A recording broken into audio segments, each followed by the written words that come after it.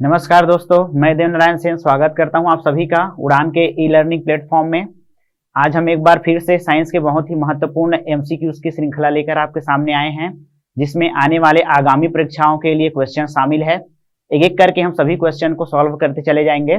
चलिए देखते हैं क्वेश्चन नंबर 1 क्या है। क्वेश्चन नंबर 1 है, हार्मोन के बारे में क्या सच है। हमें बताना है हार्मोन क्या है। ऑप्शन नंबर ए, एक जाति में बने हार्मोन प्रायः दूसरी जाति में वही कार्य करते हैं।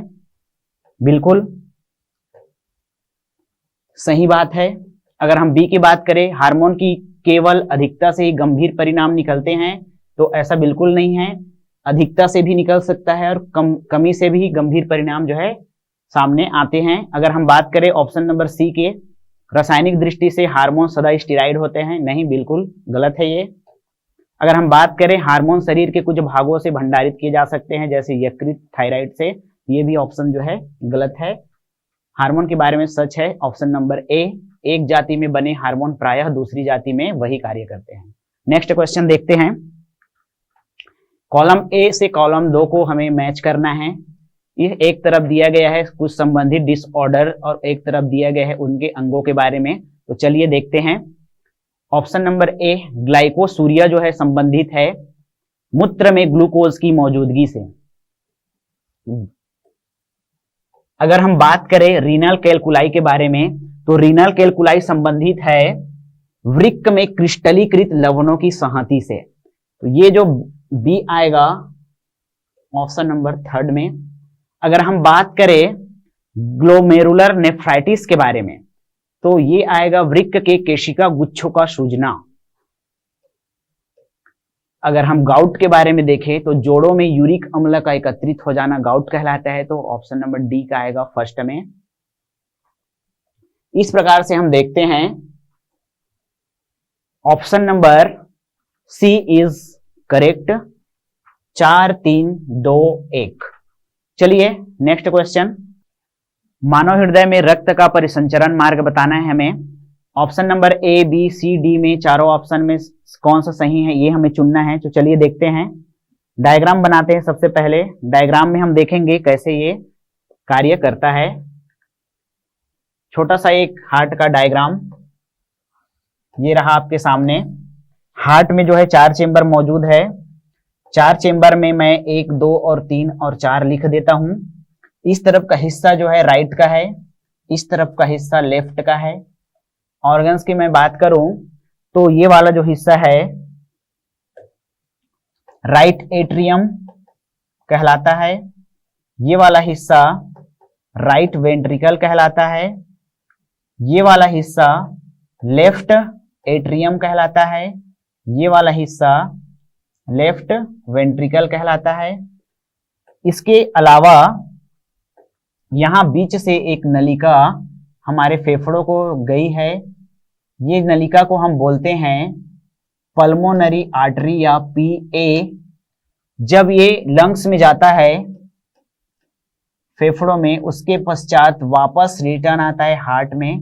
तो रिटर्न आता है लेफ्ट एट्रियम से, फिर लेफ्ट एट्रियम के पश्चात लेफ्ट वेंट्रिकल में जाएगा। और यहाँ एक और नली है, नलिका 4थे नंबर चेंबर में। इसको हम लोग बोलते हैं सिस्टमेटिक महाधमनी या एओर्टा। इस हिसाब से अगर देखा जाए तो क्रम क्या बन रहा है, right atrium, right ventricle, pulmonary artery, lungs, left atrium, left ventricle, aorta.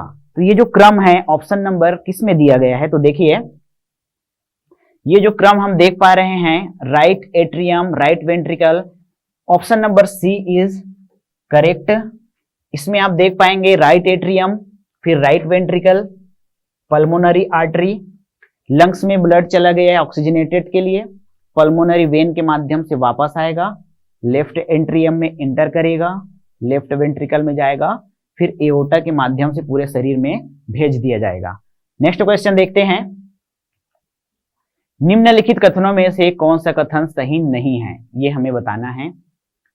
Option A, तिलचट्टों तथा झींगों में अपशिष्ट पदार्थ का उत्सर्जन मेलपिघी नलिकाओं द्वारा होता है। ऑप्शन नंबर बी, टीनोफोरा में चलन की प्रक्रिया कंटकीय प्लेटों की सहायता से होती है। ऑप्शन नंबर सी, फेसियोला में ज्वाला कोशिकाएं उत्सर्जन में भाग लेती है। ऑप्शन नंबर डी, केचुए उभयलिंगी होते हैं फिर भी इसमें परानिषेचन होता है। यहाँ पर गिवन ऑप्शन में ऑप्शन नंबर ए जो है सही नहीं है। अगर हम बात करें नहीं होता है के मामले में तो option number A is correct. Next question देखते हैं, निम्नलिखित में से कौन सा अशुद्ध रक्त का संचार करता है? अभी अभी हमने देखा हृदय के बारे में, अशुद्ध रक्त का संचार करने वाला कौन सा है? पल्मोनरी सीरा है, पल्मोनरी धमनी है, महाधमनी है कि एल्वियोलाई है?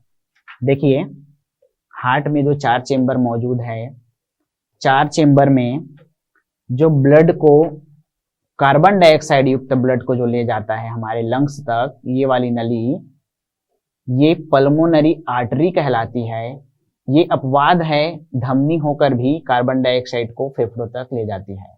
क्वेश्चन क्या पूछ रहा है? कौन सा अशुद्ध रक्त का संचार करता है?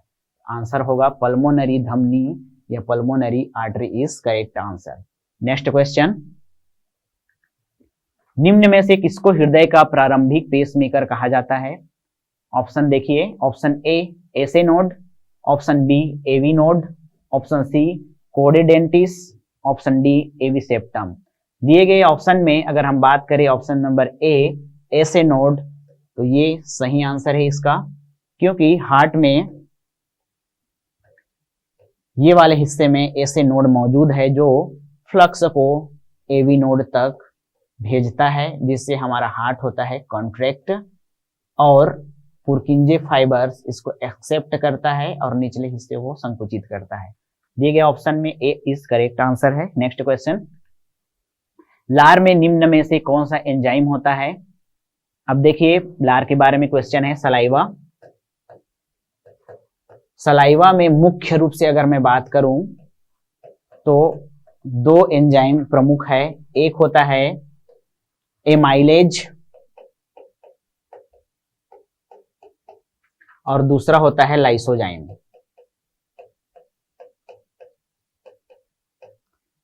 दोनों प्रमुखता से पाया जाता है। दिए गए ऑप्शन में एमाइलेज जो है ऑप्शन नंबर सी में है, इसलिए हमारा आंसर होगा option number C is correct. Next question, निम्नलिखित में से कौन पादप कोशिकाओं और पशु कोशिकाओं के बारे में सही है? सेल के बारे में बताना है हमें। पादप कोशिकाओं में क्लोरोप्लास्ट होता है जबकि पशु कोशिका में नहीं। क्लोरोप्लास्ट क्या होता है? रंग से संबंधित होता है, इसी के अंदर पाया जाता है क्लोरोफिल। क्लोरोफिल और ये जो क्लोरोफिल होता है हरे रंग का होता है और इसी के माध्यम से पौधे जो है प्रकाश संश्लेषण करते हैं। तो देखिए अगर हम बात करें ऑप्शन ए के बारे में तो पादप कोशिकाओं में क्लोरोप्लास्ट होता है जबकि पशु में नहीं, तो बिल्कुल सही है, पादप कोशिकाओं में ही क्लोरोप्लास्ट पाया जाता है। ऑप्शन बी की बात करें, पादप कोशिका छोटी होती है जबकि पशु कोशिकाएं आकार में बड़ी होती है, बिल्कुल सही नहीं है। अगर हम बात करें पादप कोशिका में केंद्रक होता है जबकि पशु कोशिका में नहीं, ये भी सही नहीं है। पादप कोशिका और जंतु कोशिका सभी प्रकार से समान है, बिल्कुल समान नहीं है, बहुत सारी विभिन्नताएं इसमें मौजूद है। दिए गए ऑप्शन में ऑप्शन ए जो है सही है। नेक्स्ट क्वेश्चन, निम्न घटनाओं पर विचार करना है। कुछ कुछ ऑप्शन दिया गया है, हमें सही बताना है क्या है। प्रकाश संश्लेषण, श्वसन, कार्बन पदार्थ का क्षय और एक होता है ज्वालामुखी प्रक्रिया। उपरोक्त में से किसमें पृथ्वी पर कार्बन चक्र में कार्बन डाइऑक्साइड का योग नहीं होता है? देखिए अगर हम बात करें प्रकाश संश्लेषण के बारे में तो प्रकाश संश्लेषण प्रक्रिया के द्वारा कार्बन डाइऑक्साइड का उपयोग किया जाता है और ऑक्सीजन रिलीज किया जाता है। अगर हम बात करें श्वसन के माध्यम से हम फेफड़ों से कार्बन डाइऑक्साइड को छोड़ते हैं, कार्बनिक पदार्थ का क्षय होता है, यहां से भी अपशिष्ट जो है निकलते हैं, ज्वालामुखी प्रक्रिया के माध्यम से भी निकलते हैं। क्या पूछ रहा है? कार्बन डाइऑक्साइड के योग नहीं होता है, तो गिवन ऑप्शन में सिर्फ 1 नंबर करेक्ट होगा जो दिया है ऑप्शन नंबर सी में। चलिए नेक्स्ट क्वेश्चन की तरफ बढ़ते हैं। मीथेन एक ग्रीन हरित गैस है, इसके स्रोत निम्नलिखित में से कौन से हो सकते हैं? हमें मीथेन के बारे में बताना है, CH4। देखिए, धान का खेत, जुगाली करने वाले शाकाहारी जानवर, दीमक का कीट और खान, उपयुक्त में से कौन से सही हैं? सभी जो है ग्रीन हरित ग्रेस या मीथेन का सोर्स होता है, इसलिए उपरोक्त सभी सत्य है। Option number D is correct answer. चलिए नेक्स्ट क्वेश्चन की तरफ बढ़ते हैं। यहां पर अभिकथन दिया गया है, कारण के साथ में हमें बताना है कौन सा सही है। अभिकथन ए कहता है रक्त समूह AB के लोग सार्वभौमिक प्राप्तकर्ता होते हैं। कारण है रक्त समूह AB की लाल रक्त कोशिका में कोई एंटीजन नहीं होता। अब देखिए, एंटीजन और एंटीबॉडी। एंटीजन के बारे में बात करें तो हमारे रक्त में पाया जाने वाला एक प्रकार का पिगमेंट है। अगर हम इसमें देखें तो रक्त समूह AB के लोग तो सार्वभौमिक प्राप्तकर्ता होता है, सही है, लेकिन लाल रक्त कोशिकाओं में एंटीजन नहीं होता, ये गलत है। AB में AB प्रकार का एंटीजन पाया जाता है और जो एंटीजन होते हैं वो बहुत ही मुख्य रोल निभाते हैं हमारे रक्त समूहों के निर्माण में। एंटीबॉडी के बारे में बात करूं तो ये हमारे शरीर में प्रतिरक्षात्मक तंत्र का निर्माण करते हैं। तो देखिए कौन सा ऑप्शन सही है। ऑप्शन नंबर सी, ए सही है लेकिन आर जो है गलत है। तो इस प्रकार ये जो है प्रश्न हमारे सामने है। नेक्स्ट क्वेश्चन देखते हैं। ग्लूकोज के विखंडन के संदर्भ में कौन से कथन सही है, हमें बताना है। फर्स्ट नंबर दिया है, कोशिका द्रव्य में ग्लूकोज 4 कार्बन अणु वाले पायरुवेट में विखंडित हो जाते हैं। फर्स्ट नंबर जो है गलत है। क्यों? क्योंकि ग्लूकोज C6H12O6 6 कार्बन अणु वाले होते हैं। अगर हम बात करें 4 कार्बन अणु वाले पायरुवेट में विखंडित होता है तो बिल्कुल नहीं, ये 3-3 के भाग में यहाँ पर टूटता है। तो ऑप्शन नंबर फर्स्ट जो है यहाँ पर गलत हो जाएगा। अगर हम बात करें ऑक्सीजन के अभाव में पायरुवेट लैक्टिक एसिड के रूप में परिवर्तित होता है, तो ऑप्शन नंबर 2 जो है बिल्कुल सही है। अगर हम देखें थर्ड के बारे में, ऑक्सीजन की अनुपस्थिति में पायरुवेट कार्बन डाइऑक्साइड और इथेनॉल के रूप में परिवर्तित होता है, तो ये भी सही है। तो 2 और 3 सही हैं, तो कौन सा ऑप्शन हमारा सही हो जाएगा? Option number C is correct answer. चलिए नेक्स्ट क्वेश्चन की तरफ बढ़ते हैं। वयस्कों को दी जाने वाली कोविशील्ड प्रत्येक डोज की मात्रा कितनी होती है? बहुत ही आसान सा क्वेश्चन है ये। Option number C 0.5 ml correct answer है। चलिए नेक्स्ट क्वेश्चन की तरफ बढ़ते हैं। निम्नलिखित में से किसका उपयोग प्राकृतिक मच्छर प्रतिकर्षी तैयार करने में किया जाता है? मच्छर प्रतिकर्षी, ऑप्शन पढ़िए, कांग्रेस घास, एलिफेंट घास, लेमन घास और नट घास।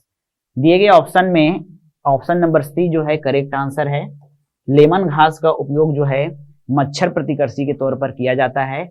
इस प्रकार से ऑप्शन नंबर सी जो है हमारा सही आंसर है। तो हमारा जो प्रश्न उत्तर का श्रृंखला था यही तक था। तब तक के लिए आप सभी बने रहिए उड़ान के ई लर्निंग प्लेटफॉर्म में। धन्यवाद सभी का।